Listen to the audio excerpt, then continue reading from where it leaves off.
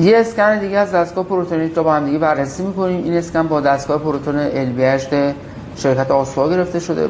با نگاه کلی به اسکن ما اینجا یک فاز مثبت خیلی خوب رو داریم و رنگی که ما اینجا داریم رنگ سفال هست. ما اینجا یک کوزه سفالی رو داریم و اگه سری هم به نمودار ارزش‌گذاری این اسکن بزنیم، دستگاه در قسمت مثبت کد 4200 برای ما گرفته و در قسمت منفی ما کد 1600 رو روی اسکن داریم.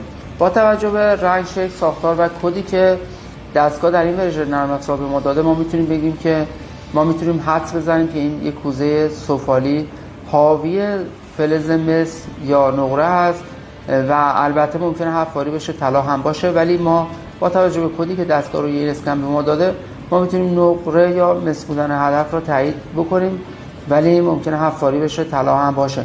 با توجه به ساختار اطراف این سفال، این یک سفال رها شده روی خاک هست.